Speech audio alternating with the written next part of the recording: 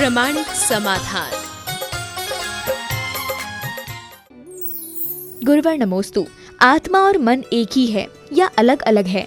एक व्यापक तत्व है, मन उसका साधन है। इसे समझें जैसे एक मकान है और मकान में एक खिड़की या दरवाज़ा है, तो खिड़की दरवाज़ा मकान के अंग है या मकान अलग अलग है?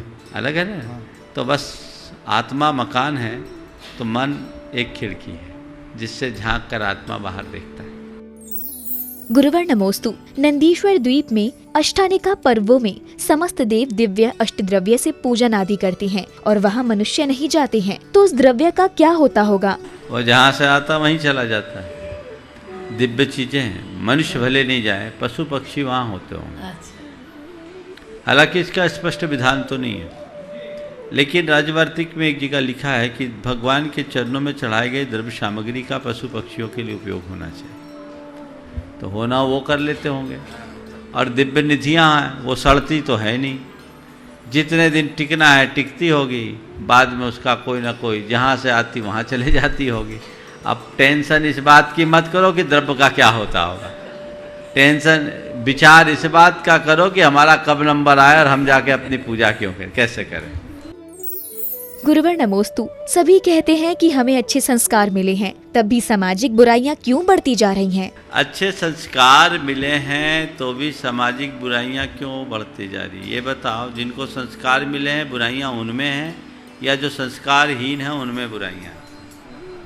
बात ऐसी है, एक बार मुझसे किसी पत्रकार ने सवाल किया कि महाराज इन दिनों धर्म की क्रांति है, धार्मिक साधु संतों के प्रवचनों के कार्यक्रमों की भरमार है, प्रवचन सत्संग खूब होता है, फिर भी इतने अपराध बढ़ रहे हैं, ऐसा क्यों? फिर आपके प्रवचनों का क्या प्रभाव? तो मैंने कहा भैया आपने कहा बिल्कुल ठीक है, पर ये बताइए ये अपराध प्रवचनों के कारण हो रहे हैं क्या? बोले महाराज प्रवचनों के कारण अपराध हो रहे हैं ऐसा तो मैं नहीं कहूँगा, लेकिन अपराध क्यों बढ़ रहे हैं? हमने कहा ये गनीमत है कि इतने प्रवचन हो रहे हैं तो अपराध कुछ रुके हैं, अगर ये नहीं होते तो बंटाधार होता। बोला महाराज कैसे? हम बोले देखो भाई, पूरे विश्व हिंदुस्तान में प्रवचन सुनने वाले और सुनाने वाले कितने हैं? ज़्यादा से ज़्यादा 135 करोड़ में सारे धर्मों, समुदायों, परंपराओं के संतों की बात को जोड़ दिया जाए तो मुश्किल से 5 करोड़ लोग होंगे जो नियमित प्रवचन आदि सुनते होंगे, सत्संग करते होंगे। मैक्सिमम 5%, बाकी तो नहीं ना। वो 5% भी जो करते हैं वो 1 घंटा सत्संग करते हैं और 23 घंटा क्राइम पोर्टल देखते हैं, मीडिया में चीजें देखते हैं। तो अब बताओ संस्कार किसके हावी होंगे, यहाँ के या वहाँ के? तो ये जो मीडिया रोज परोस रही है और सत्यानाश कर रही है, उससे बचने की जरूरत है।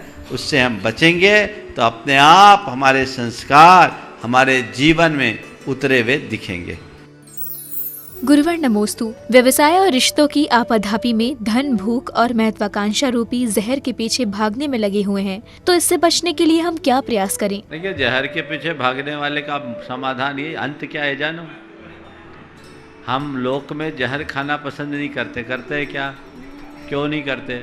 दिखता है कि जहर खाने वाला मरता है, तो जहर खाने वाला मरता है ये हमें पक्का विश्वास है, इसलिए जहर खाने का नाम भी नहीं लेते। खाने की बात तो दूर। उसी तरह जिस दिन हम अपने जीवन में होने वाली इन अतियों के जहर को जहर मानना शुरू कर देंगे, अतिवाद से अपने आप बच जाएंगे।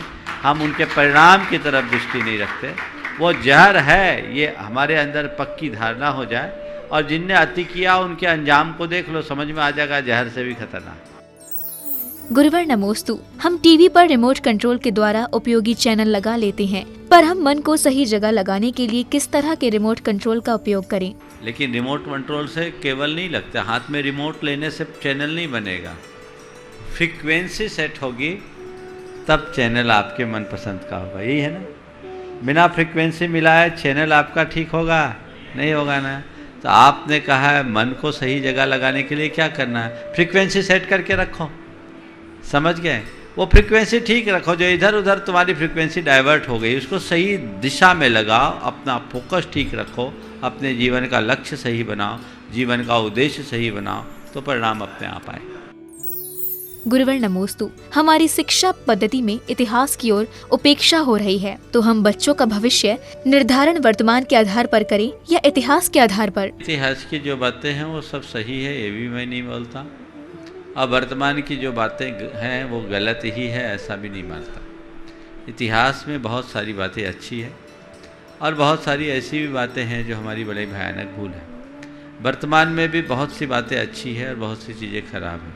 हमें चाहिए जो अच्छी है उसे हम अंगीकार करें और जो बुरी है उसे दूर करें। ये बात सही है कि वर्तमान में जो शिक्षा पद्धति है उसमें हमें हमारी संस्कृति के उज्जवल पृष्ठों का जिस तरह से ज्ञान कराना चाहिए वो नहीं हो रहा है। लोग इतिहास के नाम पर भारत के रक्त रंजित पृष्ठों की ही दुहाई दे रहे हैं। ये बातें ठीक नहीं हैं। हम भारत के वास्तविक इतिहास को, उन व्यक्तियों के चरित्र को जिनने भारत को ऊंचा उठाने में अपना महत्वपूर्ण योगदान दिया है और जिनके माध्यम से भारतीय संस्कृति पुष्ट होती है, जिनके जीवन आदर्शों में जीवन मूल्यों की हमें झलक दिखती है, हमें उन्हें ठीक तरीके से पहचानने की ज़रूरत है और उनका प्रचार प्रसार करने की आवश्यकता है। गुरुवर नमोस्तु। आचार्य श्री के द्वारा सक्रिय सम्यक दर्शन व्याख्या की गई है, तो सक्रिय सम्यक दर्शन क्या है और हम इसका किस प्रकार पालन करें? सक्रिय सम्यक दर्शन आचार्य गुरुदेव ने जिस संदर्भ में कहा उसे समझिए। सम्यक दर्शन जिसके पास होगा वो जीवन भर सक्रिय होगा। वस्तुतः जीवन को सक्रिय बनाने की प्रक्रिया का नाम ही सम्यक दर्शन है। वो सक्रियता हमारे जीवन को गतिशील करने में, हमारे जीवन को प्रगतिशील बनाने में, हमारे जीवन को उन्नतिशील बनाने में गुरुदेव ने जिसे सक्रिय सम्यक दर्शन की बात की है, वो व्यवहारिक क्षेत्र में हम अपने जीवन में सम्यक दर्शन की झलक कैसे प्रकट कर पाए, जिससे हम मोक्ष मार्ग को जानते हुए अहिंसा का प्रचार प्रसार करते हुए अपने जीवन को आगे बढ़ाएं। उस दृष्टि से यदि हम ये काम करते हैं तो उसके परिणाम। गुरुवर नमोस्तु।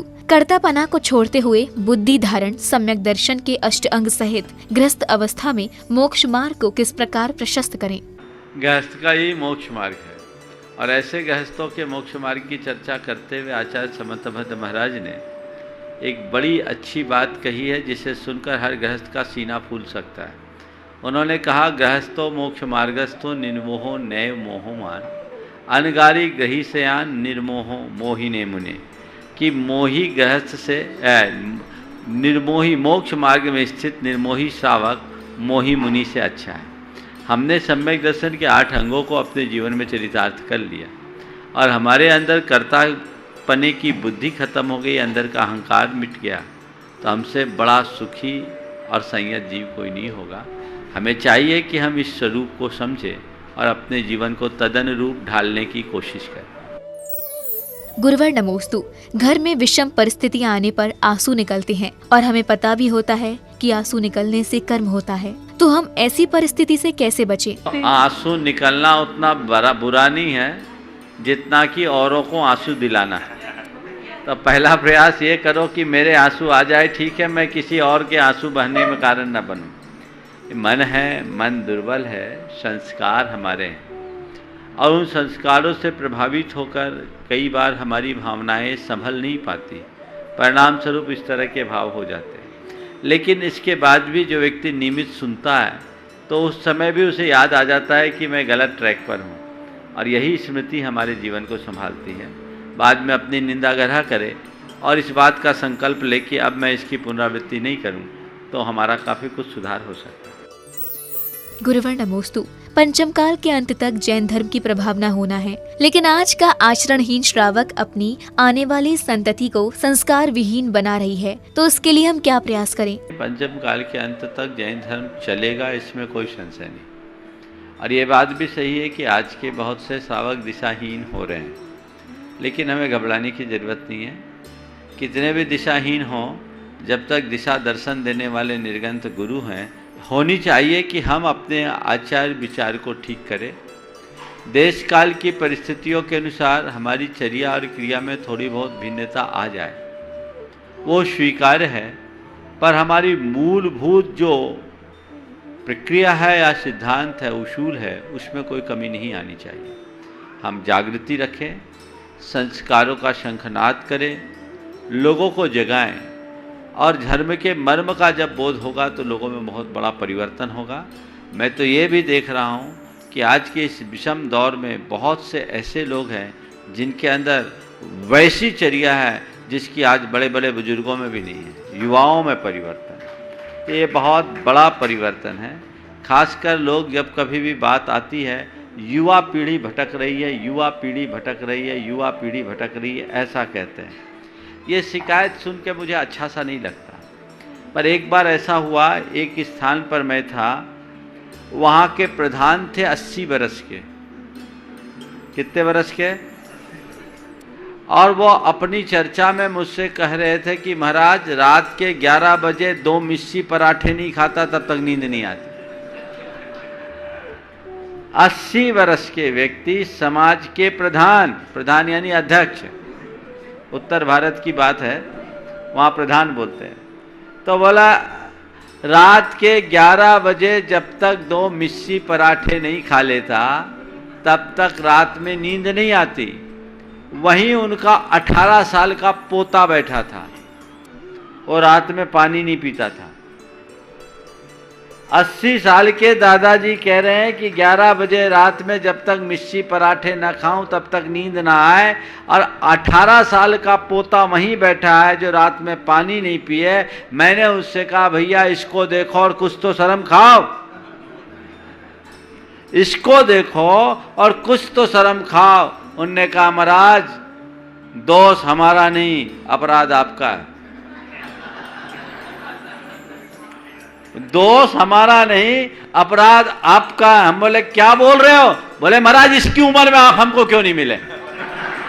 बस यही एक बहुत बड़ा परिवर्तन है। यदि हम जगाएं तो बहुत बड़ा परिवर्तन हो सकता है। गुरुवर नमोस्तु। भगवान आदिनाथ के जीव ने सर्वार्थ सिद्धि विमान में 33 सागर तक धर्म चर्चा की और अयोध्या में जन्म लेने के बाद 83 लाख पूर्व तक दीक्षा के भाव नहीं बने, तो ऐसा कौन से निमित्त के कारण हुआ? सर्वार्थ सिद्धि में 33 सागर तक धर्म ध्यान के साथ बिताए, धर्म चर्चा की, और यहाँ आए तो 83 लाख पूर्व तक घर में ही अटके रहे। आपने पूछा है कि उनका दीक्षा का भाव क्यों नहीं हुआ, है ना? ये बात तो सही कि तीर्थंकरों को दीक्षा लेना ही होता है और लेते ही हैं, लेकिन इतने लंबे समय तक उतना धर्म चर्चा करने के बाद भी आगे बढ़ने का भाव क्यों नहीं हुआ? देखो, धर्म चर्चा का ये फल नहीं है कि व्यक्ति तुरंत आगे बढ़े, पीछे ना जाए, यही बहुत बड़ी बात है। वो जिस भूमिका में थे उस भूमिका से नीचे नहीं आए, ऊपर गए। फिर महापुरुषों की जो चर्या और प्रवृत्ति होती है उसके विषय में कहा जाता है भव भागन वश जोगे वसाए। भव्य जीवों के भाग्य के अनुरूप क्रियाएं होती हैं। मैं समझता हूँ आदिनाथ भगवान पहले दीक्षा ले लेते तो हम लोगों की जो निर्वाह की व्यवस्था वो कौन करता? वो तो प्रजापति थे। उनके निमित्त से हमें पूरी संसार और जीवन के निर्वाह की व्यवस्थाएं मिलनी थी। उनने हमें हंसी मसी किसी विद्यावानी शिल्प सत्कर्म का उपदेश दिया, राज्य की व्यवस्था की, भारत को आर्यावर्त के रूप में परिवर्तित किया, सारी व्यवस्थाएं सुचारू की। उसके परिणाम स्वरूप ये बातें हमारे साथ जुड़ गई। यदि वो नहीं होते तो ये बातें हमारे साथ कैसे होती? शायद यही संयोग रहा होगा। लेकिन जब जिस जीव का जैसा संयोग होता है वो है। सवाल इस बात का उठाने से कोई लाभ नहीं कि 83 लाख वर्ष पूर्व तक वो घर में ही क्यों अटके रहे। सवाल तो तब उठना था जब वो घर में ही अटकते हैं। उनने दीक्षा लिया, केवल ज्ञान हुआ, हम सबका मार्ग प्रशस्त हुआ। जब धर्म तीर्थ के प्रवर्तन का काल आता है तभी सारे परिणाम आते हैं। गुरुवर नमोस्तु। अनुव्रत की क्या महिमा होती है और जो इन अनुव्रतों को धारण करते हैं तो उनकी कौन सी गति होती है? अनुव्रत का मतलब है छोटा व्रत। क्या? छोटा व्रत। तो हम कोई भी व्रत लेते हैं, व्रत के 2 स्तर होते हैं। एक तो हम व्रत को पूरे स्तर पर ले, जिसको महाव्रत कहते हैं। पापों को पूरी तरह त्यागने का नाम महाव्रत है, और पापों का जब हम आंशिक रूप से परित्याग करते हैं तो अनुव्रत होता है। तो अनुव्रत कोई भी ले सकता है, ऐसा कोई उसका ये नियम नहीं है कि इतना करे तभी अनुव्रत होगा। हमारे यहाँ केवल अष्टमी या चतुर्दशी को हिंसा का त्याग करने वाले को अनुव्रती कहा गया। एक दिन की हिंसा का त्याग करने पर भी अनुव्रत हो गया। छोटा व्रत। तो आप लोग भी अनुव्रत को अंगीकार कर सकते हैं, बल्कि करना चाहिए। मैंने अनेक बार अपने प्रवचनों में और इस शंका समाधान में भी बताया। आज सारे में 5 अनुव्रत की बात आप सबको बताता हूँ और बड़े आसानी से आप कर सकते हैं। सबसे पहला व्रत है अहिंसा अनुव्रत। अहिंसा अनुव्रत का मतलब क्या है? संकल्पी हिंसा का त्याग कर दीजिए। आप मद्य मांस मधु का प्रतिज्ञा पूर्वक त्याग कर दीजिए। आपके अहिंसानुव्रत का सबसे छोटा रूप आपके भीतर प्रकट हो गया। केवल मद्य मांस मधु के त्याग से, खाने पीने में कहीं से इनका समावेश ना हो, चर्म निर्मित वस्तुओं का प्रयोग करने का त्याग कर दीजिए। अपने खान पान में पूर्ण शुद्धता का ध्यान रखिए। आपके लिए एक अहिंसानुव्रत हो गया। हाँ, इसके बाद किसी के नाक कान आदि को दुर्भावनापूर्वक छेदना नहीं, किसी के ऊपर बंधन मत डालना, किसी को मारना पीटना नहीं, किसी के ऊपर ओवरलोड नहीं डालना और किसी के अपने आश्रित कर्मियों का खान पान में देर नहीं करना या गलत खान पान नहीं देना। ये 5 अतिचार है, इनसे बच जाओ। आपका अहिंसानुव्रत हो गया। झूठ ना बोलना सत्य है, तो झूठ तो आप लोग बोलने में माहिर हो। हाँ, एक ने किसी ने पूछा तुमने झूठ बोलने की मशीन देखी है? किसी ने पूछा तुमने झूठ बोलने की मशीन देखी है? एक ने कहा हाँ देखिए। बोले कहाँ है? बोले मेरे घर पे है। समझ गए? तो क्या करें? झूठ से बचने का एक उपाय, जहां मेरा काम सच से चलेगा वहां झूठ नहीं बोलेंगे। ये तो ले सकते हो, बेवजह झूठ नहीं बोलेंगे। सत्यानुव्रत हो गया ना। शुरुआत के लिए, पूर्ण नहीं है लेकिन एकदम इनिशियल। इतना भी करेंगे तो आप पाएंगे कि आप बहुत सारे झूठ से बच गए। समझ गए? अब इसके बाद व्यर्थ विवाद मत करो, किसी के साथ गाली गलौच मत करो, किसी की निजी बातों को उजागर मत करो, किसी की चुगलखोरी मत करो। ये बहुत गंदी आदत है। नकली दस्तावेज मत बनाओ और किसी की धरोहर मत हड़पो। आपका काम हो गया। अब ये कह रहे हैं महाराज फिर व्हाइट और ब्लैक कैसे होगा? हम मोदी जी को दोबारा आ जान दो ना, ये भी सब बंद हो जाएगा। पाप से बच जाओ। अब आचौर्यानुव्रत, बिना दी भी चीज न लेना। किसी की सेंध मारना, स्थूल चोरी, किसी के घर सेंध मारना, ताला तोड़ना, जेब काटना, भूमि भवन आदि में अवैध कब्जा करना, ये कभी किया है क्या? ब्रह्मचर्यानुव्रत, अपनी पत्नी और पति इनके अतिरिक्त अन्य स्त्री पुरुषों से कोई शारीरिक संबंध नहीं बनाएंगे। कर सकते यौन सदाचार का पालन करेंगे। अब आखिरी है परिग्रह परिमाण। परिग्रह धन संपत्ति बाह्य पदार्थों का ममत्व मूलक संग्रह परिग्रह है। परिग्रह की एक स्थूल सीमा बना लो। परिग्रह की स्थूल सीमा इतना कर लो। महिलाओं के लिए बोलता हूं पहले, क्योंकि इन्हीं को ज्यादा रुचि होती है। देखो, मेरी और मेरे पति के स्वामित्व की जितनी संपत्ति होगी उससे ज्यादा परिग्रह की सीमा नहीं होगी। ये पति को इसलिए जोड़ा कि पति के चले जाने के बाद तो तुम्हारे ही हाथ से आना है, पहले हकदार तो हो गया। ये एक पुरुषों के लिए कहता हूं, एक सीमा बना लो कि इतना कमाना, इससे ज्यादा नहीं। और इतना नहीं कर सकते कि कितना कमाना है, इससे ज्यादा नहीं, तो एक दूसरे रूप में परिग्रह की सीमा बना लो कि मैं 8 घंटे व्यवसाय करूंगा, 10 घंटे व्यवसाय करूंगा, 12 घंटे व्यवसाय करूंगा, 20 घंटे करूंगा, 24 घंटे नहीं करूंगा। इतना तो कर लो। कहीं तो करो, कहीं रुको, कभी रुको। हो गया परिग्रह परिमाण व्रत। अपनी अपनी सुविधा से ले लेना, क्योंकि सबसे बड़ा झमेला इसी में।